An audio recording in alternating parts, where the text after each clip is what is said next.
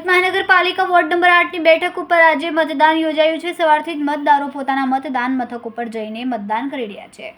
વધુમાં મતદાન કરવાના પ્રયાસમાં કેટલીક આચારસંહિતા ભંગની બાબતો પર ધ્યાન આવે છે, જેમાં ભાજપના કેટલાક કાર્યકર્તાઓ ખેસ પહેરીને ફરતા નજરે જોવા મળ્યા હતા। આ સાથે જ કંઈક ભાજપના બેનર લાગતા કોંગ્રેસ અને આપના કાર્યકર્તાઓએ વિરોધ કર્યો હતો। આ વચ્ચે રાજકીય પક્ષો વચ્ચે ગરમાગરમી થતા પોલીસ ઘટનાસ્થળે પહોંચીને મામલો થાળે પાડવાનો પ્રયાસ કર્યો।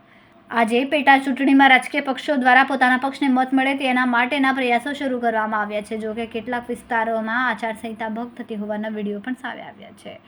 સુડા આવાસમાં ભારતીય જનતા પાર્ટીના કાર્યકર્તાઓ ખેસ પહેરીને ફરતા હોવાનું જોવા મળ્યું હતું। કેટલીક જગ્યાએ ભારતીય જનતા પાર્ટીના બેનર પણ લાગ્યા હતા। એટલું જ નહીં, પરંતુ આજે કેટલાક કાર્યકર્તાઓના હાથમાં ભારતીય જનતા પાર્ટીના સિમ્બોલવાળી સ્લીપ પણ વેચવામાં આવતું હોવાનું જણાઈ આવ્યું। પણ આ વિસ્તારમાં વિક્રમનગર 3માં સોસાયટીમાં ભારતીય જનતા પાર્ટીનું બેનર લાગતા આમ આદમી પાર્ટી દ્વારા સોસાયટીમાં જઈને બેનર ઉતારાવ્યું હતું, તો સુડા આવાસમાં કોંગ્રેસના ઉમેદવાર પણ પહોંચી ગયા હતા। સવારથી જ અલગ અલગ વિસ્તારોમાં રાજકીય ચકમક જોવા મળી।